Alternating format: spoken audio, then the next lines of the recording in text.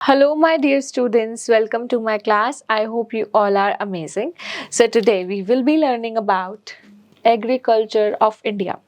आज हम जानेंगे इंडिया के एग्रीकल्चर के बारे में। तो सबसे पहले ये जान लेते हैं कि एग्रीकल्चर होता क्या है। जब हम फूड, क्रॉप्स ये सब उगाते हैं, इस प्रोसेस को हम एग्रीकल्चर कहते हैं। Agriculture is another word for farming. Farming को एग्रीकल्चर भी कहते हैं। It includes both growing and harvesting crops and raising animals or livestock, है ना। इसमें क्या क्या इंक्लूड होता है? फसल उगाना, ठीक है, और क्रॉप्स को काट कर उसको मार्केट में बेचना, उसके बाद एनिमल्स को पालना, एनिमल्स के साथ मिलकर काम करना, और लाइफ स्टॉक जो है उन सबको ग्रो करना। Agriculture provides food and many raw materials that human need to survive, है ना। एक इंसान को जिंदा रहने के लिए जो चीजें जरूरी होती हैं वो सब कौन प्रोवाइड कराता है? Agriculture process. India is often referred to as an agricultural country. जो इंडिया है उसको एक एग्रीकल्चरल कंट्री भी कहा जाता है। About 70% of India's population is engaged in agricultural activities. ये कहा जाता है कि जो इंडिया है उसकी 70% पॉपुलेशन सिर्फ और सिर्फ एग्रीकल्चरल एक्टिविटीज कर रही है। Nature has gifted our country with rich fertile soil, enough water for irrigation and favorable climate conditions. All these factors help farmers of our country to grow various types of crops throughout the years. जो हमारी climatic condition है country की वो बहुत अच्छी मानी जाती है। नेचर बहुत अच्छा है हमारी कंट्री का, गॉड गिफ्टेड है। इस वजह से पूरे साल हमारे इंडिया में कुछ ना कुछ प्रोडक्शन चलता ही रहता है। अब हम बात करेंगे क्रॉप सीजन की, है ना। तो क्या है हेडिंग हमारी? क्रॉपिंग सीजन्स, ठीक है, कि कौन से सीजन में कौन सी फसल उगाई जाएगी। In India there are two main cropping seasons. India में दो तरीके के क्रॉपिंग सीजन्स होते हैं। सबसे पहला आपका kharif and rabi. The crops grown in these seasons are called kharif crops and rabi crops, है ना। ओके, सबसे पहले हम जानेंगे खारिफ क्रॉप के बारे में। Kharif crops are grown at the start of the monsoon until the beginning of winter. तो ये कब शुरू होती है? मॉनसून के जो है स्टार्ट में शुरू होती है और विंटर की शुरुआत से पहले ही खत्म हो जाती है। रिलेटिवली फ्रॉम जून टू नवंबर, है ना। जून जब मॉनसून की शुरुआत होती है और नवंबर जब विंटर की शुरुआत होती है, उस टाइम के बीच में जो फसलें उगाई जाती हैं उनको हम कहते हैं kharif crop. Examples of kharif crops are rice, corn, millet, groundnut, moong and urad. ये सारे के सारे आपके खारिफ क्रॉप्स के एग्जाम्पल्स हैं। Alright, rabi crops. Rabi crops are winter crops. जो राबी क्रॉप्स होती हैं उनको हम विंटर क्रॉप्स कहते हैं। क्यों? क्योंकि विंटर्स में उगाई जाती हैं। That are sown in October November and harvested in February to March, है ना। कब उगाया कब जाता है इसको? अक्टूबर और नवंबर में। और फसल की जो कटाई है वो कब होती है? फरवरी और मार्च के मंथ्स में। Examples of rabi crops are wheat, barley, mustard, sesame, gram and pea. ये सारे के सारे आपके किसके एग्जाम्पल्स हैं? राबी क्रॉप्स के। ओके, अब हम फैक्ट के बारे में पढ़ेंगे। There is a short season of cropping called Zaid between Kharif and Rabi, है ना। एक छोटा सा सीजन होता है फसल उगाने का जिसको हम जैड कहते हैं, जो कि खारिफ और राबी के बीच में उगती है। जैड क्रॉप्स इंक्लूड कौन कौन सी फसलें आती हैं जैड क्रॉप्स में? Watermelon, cucumber, musk melon and bitter gourd, ठीक है। ये सारी की सारी चीजें जो हैं आपके जैड क्रॉप्स में आती हैं। Next, crop groups. अब जो ये क्रॉप्स होती है ना, इनको ना अलग अलग ग्रुप्स में डिवाइड करा जाता है। तो let's learn about these groups. The crops grown by farmers can be divided into two groups, है ना। ये जो farmers crops उगाते हैं इनको दो ग्रुप्स में बांटा जाता है। पहला क्या है? Food crops. दूसरा क्या है? कैश क्रॉप्स, ठीक है। फूड क्रॉप्स के बारे में जानेंगे। Food crops are crops that contribute to major food supply, है ना। फूड क्रॉप्स हम उन क्रॉप्स को कहते हैं जो फूड सप्लाई में मदद करती है। They include rice, wheat, millets, oil seeds and ground nuts. क्या क्या आता है इसके अंदर? आपके राइस आते हैं, आपका व्हीट आता है, मिलेट्स, ऑयल सीड्स और ग्राउंड नट्स। ये सारे आपके कौन सी क्रॉप्स में आते हैं? फूड क्रॉप्स में आते हैं। Let us learn about some major food crops. अब हम ना इनमें फूड क्रॉप्स के बारे में जो है डिटेल में जानेंगे। सबसे पहले हमारा rice. Rice is the staple food of the people in the eastern and southern parts of our country, है ना। जो लोग ईस्ट में और जो लोग सदर्न पार्ट्स में रहते हैं उनकी जो मेन जो स्टेपल फूड है वो क्या है? राइस है। Rice grows well in a hot and wet climate. जो राइस है ना वो एक तो गर्म और जहाँ पर बहुत ज़्यादा बारिश होती है उस क्लाइमेट में बहुत ही अच्छे तरीके से ग्रो किया जा सकता है। It is mainly grown in, कहाँ कहाँ पर इसको उगाया जाता है ज़्यादातर? असम, बिहार, वेस्ट बंगाल, आंध्र प्रदेश, उड़ीसा, तमिलनाडु एंड केरला। इन स्टेट्स में जो है राइस को उगाया जाता है। Punjab and Haryana are also the new rice growing states, है ना। पंजाब और हरियाणा में भी अब जो है राइस प्रोडक्शन बढ़ रही है। नेक्स्ट है wheat. Wheat is the staple food of the people in north India. Wheat जो है वो किसकी स्टेपल फूड है? नॉर्थ इंडिया की। ठीक है, अब हम फैक्ट के और पढ़ेंगे। Rice is the most eaten grain in the world. It is the staple food of the people in China, Japan and Indonesia. जो राइस है वो सबसे ज्यादा खाने वाला ग्रेन है। कौन कौन से पार्ट्स में वर्ल्ड के? चाइना, जापान और इंडोनेशिया जैसी कंट्रीज में राइस को बहुत ज्यादा खाया जाता है। Wheat grows well in a cool and dry climate. जो wheat है उसको उगने के लिए किस तरीके के टेम्परेचर की ज़रूरत है? ड्राई और cool. It is mainly grown in Punjab, Haryana, Uttar Pradesh, Gujarat and Maharashtra. कहाँ कहाँ उगाया जाता है wheat को? पंजाब, हरियाणा, उत्तर प्रदेश, गुजरात और महाराष्ट्र में। नेक्स्ट क्या है? पल्सेस। पल्सेस इंक्लूड लेंटल्स, जिसको हम दाल कहते हैं, एज मूंग, अरहर, मसूर, उड़द एंड ग्राम। ये सारी की सारी आपकी बेटा क्या होती हैं? दालें होती हैं, पल्सेस होती हैं। India is the world's largest producer and consumer of pulses. जो इंडिया है वो पूरे वर्ल्ड में नंबर 1 पर है, जो भी आपके पल्सेस होते हैं उसके प्रोडक्शन में और उसके कंजम्पशन में भी। Pulses are grown in different parts of the country. जो पल्सेस है ना वो कंट्री के अलग अलग पार्ट में ग्रो करी जाती हैं। नेक्स्ट क्या है? Millets. Millets include jowar, bajra and ragi. ठीक है, ज्वार, बाजरा और जो रागी है ये किस में आता है? मिलेट्स में आता है। दे आर ग्रोन इन, कहाँ कहाँ उगाया जाता है इसको? Maharashtra, Rajasthan, Karnataka and Madhya Pradesh. In states में इसको उगाया जाता है।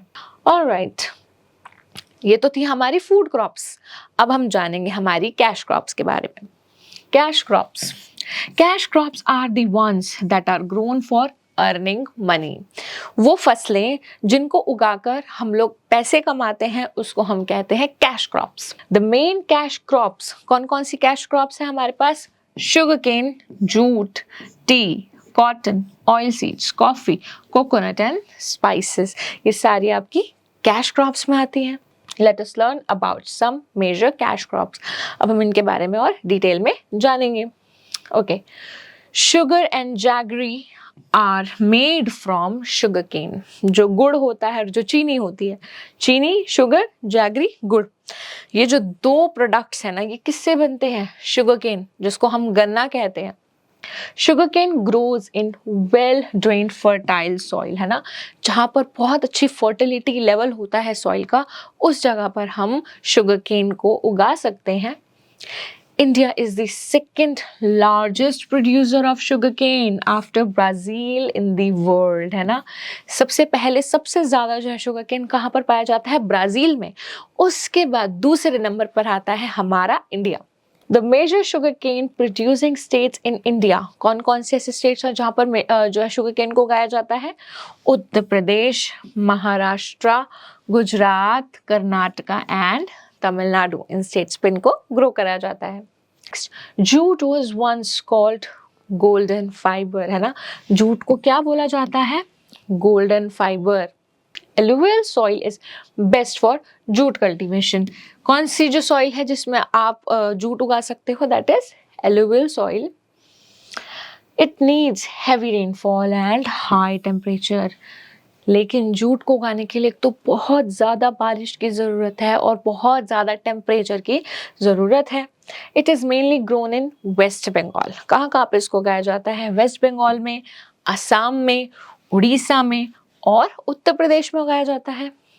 Jute is used to make ropes, bags and carpets. आप अपने घर में देखोगे जो रोप्स होती हैं, जो कार्पेट्स होते हैं, जो बैग्स होते हैं, ये सारे हमारे जूट से बनते हैं। नेक्स्ट है टी, जो इंडियन हाउस होल्ड में सबसे ज्यादा फेमस है, चाय। T is called the queen of beverages. जो चाय होती है उसको हम रानी कहते हैं, किसकी? बेवरेजेस की। मतलब सबसे बेस्ट, सबसे नंबर 1 बेवरेज मानी जाती है वो। It grows well in the hot and wet climate. ये एक ऐसे क्लाइमेट में जो बहुत ही गर्म और बहुत ज़्यादा क्या होता है, वेट, मतलब जहाँ बारिश होती है वहाँ पर इसको उगा सकते हैं। T is mainly grown in, कहाँ कहाँ पर जो है चाय को उगाया जाता है? असम, वेस्ट बंगाल। वेस्ट बंगाल में बेसिकली जो दार्जिलिंग हिल्स होती हैं, तमिलनाडु में जो नीलगिरी हिल्स होती हैं। Okay, next is cotton. Cotton is a fibre crop. जो कॉटन है वो एक फाइबर क्रॉप है, मतलब जिससे कपड़े बनते हैं, फाइबर से फैब्रिक बनता है। It grows well in black soil. ये जो है ब्लैक सॉइल में बहुत अच्छे से उगाया जाता है। कहाँ पर? Of the Deccan plateau. जो डेक्कन प्लेट्यू की जो ब्लैक सॉइल है ना, वहाँ पर हम कॉटन को उगा सकते हैं। Cotton is grown in Maharashtra. जो कॉटन है वो महाराष्ट्र, गुजरात, राजस्थान और पंजाब जैसे स्टेट्स में उगाई जाती है। Cotton is used for making cloth. जो कॉटन है उसका इस्तेमाल हम कपड़े बनाने में करते हैं। नेक्स्ट क्या है? Oil seeds. Oil seeds include mustard. क्या क्या आता है इसमें? Mustard, groundnut, linseed, sesame and sunflower. ये सारे के सारे आपके ऑयल सीड्स के एग्जाम्पल्स हैं। They are grown in various parts of our country. हमारी कंट्री की वेरियस पार्ट्स में इनको उगाया जाता है। The oil extracted from these oil seeds is called vegetable oils.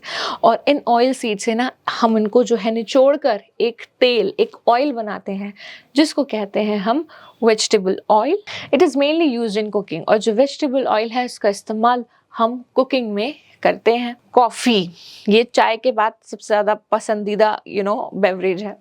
Coffee is grown in Karnataka. Coffee Karnataka में उगाई जाती है। केरला और तमिलनाडु, इन 3 स्टेट्स में हमारी कॉफ़ी उगती है। ओके, नेक्स्ट है स्पाइसेस, जिसके बिना हमारी जो डिशेस है, हमारा जो फूड है वो बेकार माना जाता है। Spices include pepper, cinnamon, ginger, clove, cardamom and chillies, है ना। ये सारी की सारी हमारी स्पाइसेस हैं। These spices are widely grown in the Malabar coastal plain of Kerala and Karnataka. जो हमारी स्पाइसेस हैं वो केरला और कर्नाटका में जो है मालाबार कोस्ट्स में उगाई जाती है। ठीक है, ओके, अब हम फैक्ट पढ़ेंगे। Saffron is the costliest spice. जो सैफरॉन है ना वो सबसे महंगी स्पाइस है। You have to pick up about 170,000 birds to weigh 1 kilogram of it. यानी हमें 1,70,000 जो है हमें उसकी जो बर्ड्स को कलेक्ट करेंगे ना, तब जाकर 1 किलो जो है केसर, सैफरॉन बनेगा। ठीक है, next, the green revolution. After independence India has made ट्रेमेंडस progress in the agricultural sector, है ना। इंडिपेंडेंस के बाद हम लोगों ने सबसे ज़्यादा जिसमें ग्रोथ करी है वो है हमारा agricultural sector. This has become possible due to the availability of high quality seeds. ये जो है high quality seeds की वजह से possible हो पाया है। Modern machines, fertilizers और insecticides and irrigation facilities to the farmers, है ना। किन किन वजह से जो हम एग्रीकल्चर में अच्छा कर पाए हैं? सबसे पहले आता है आपका हाई क्वालिटी सीड्स, फिर मॉडर्न मशीन्स, फिर फर्टिलाइजर्स, इंसेक्टिसाइड्स मतलब जो कीड़े मारने की जो दवाई होती है, और इरिगेशन फैसिलिटीज, ताकि फील्ड्स तक पानी पहुंचाया जा सके। As a result, our agricultural production has increased many times.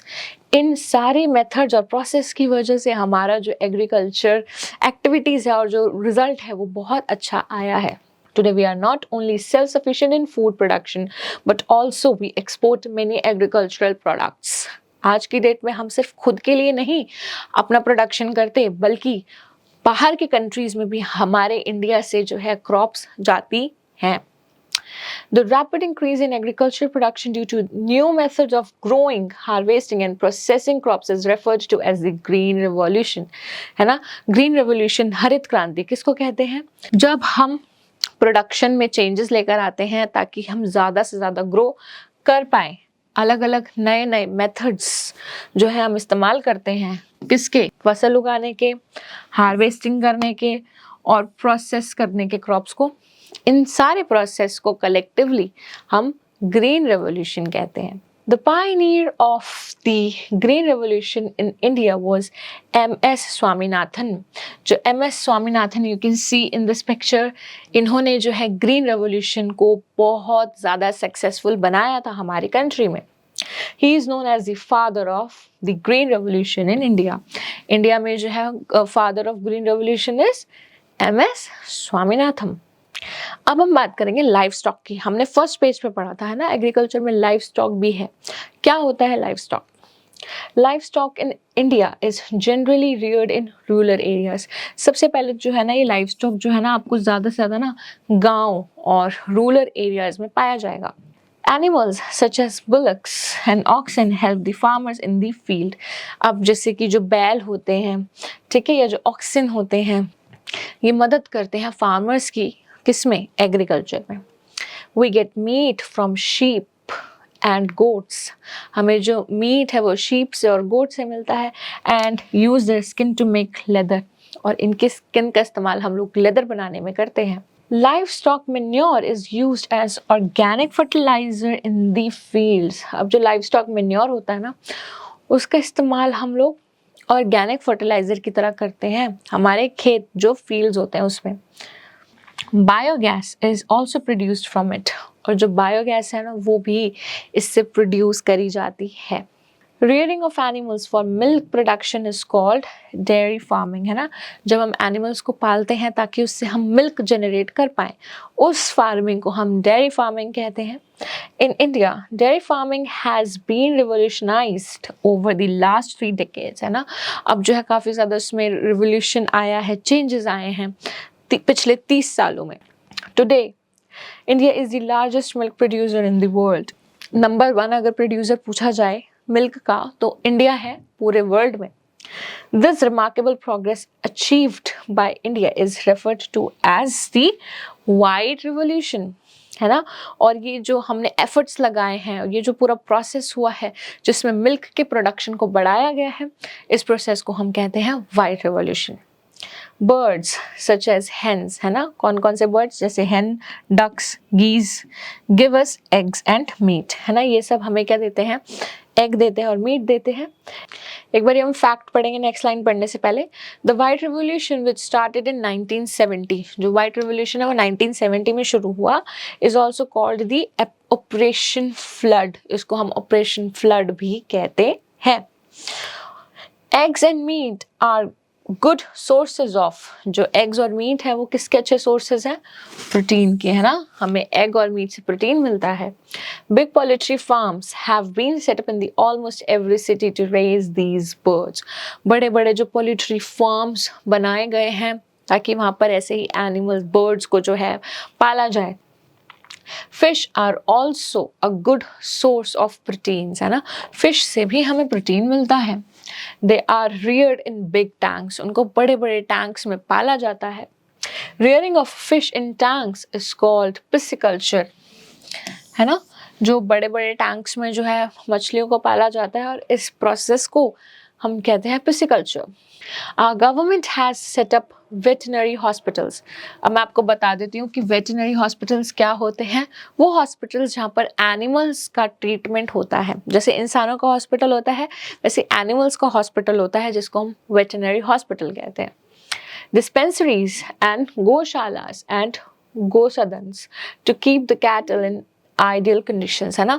Animals को अच्छी कंडीशन में रखने के लिए, उनको सही सलामत रखने के लिए ये सारी जो है जगहें बनाई गई हैं. दोबारा से कौन सी? वेटरनरी हॉस्पिटल्स, डिस्पेंसरीज जहाँ पर दवाइयाँ मिलती हैं, ट्रीटमेंट्स होते हैं, गौशाला जहाँ पर काउज रहती हैं, और गोसदन्स यहाँ पर भी गायें जो है वो रहती हैं, ताकि यहाँ पर एनिमल्स को सेफ रखा जाए. Animals need our love and care. जो एनिमल्स हैं उनको हमारी केयर की, हमारे प्यार की ज़रूरत होती है. We should be kind them. हमें एनिमल्स के साथ अच्छे से पेश आना चाहिए. We should give them good food, clean water and shelter. हमें उनको जो है घर देना चाहिए, साफ खाना, साफ पानी जो है उनको देना चाहिए. Alright, my dear students, now we have read the chapter. Let's do the question answers now. Answer each of these questions in one word. आपको one word में आंसर करना है. What is another word for farming? Agriculture. Which crop is grown at the start of the monsoon? Kharif. What is the staple food of the people in the eastern part of India? Rice. Which country is the world's largest producer of pulses? India. Which soil is best for jute cultivation? Alluvial soil.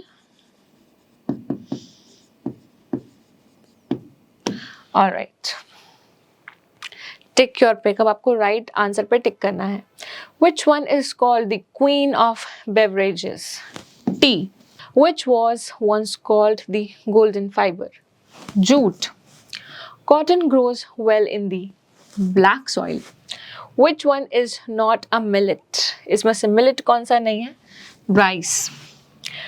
The white revolution is associated with the production of milk. Alright, अब हम करेंगे उन states के नाम जहाँ पर ये सारी जो है हमारी क्रॉप्स पाई जाती हैं. Write 2 states where the following crops are grown on a large scale. Number 1, tea. Assam and Tamil Nadu. Coffee. Kerala and Tamil Nadu. Cotton. Gujarat and Punjab. Jute. Assam and West Bengal. Sugarcane. Gujarat and Uttar Pradesh. These are the activities you can solve with the help of your parents and teachers. I really hope that you have understood each and everything in this video. Thank you so much for watching this one, and I will be seeing you in my other videos. Till then, take care. Bye-bye.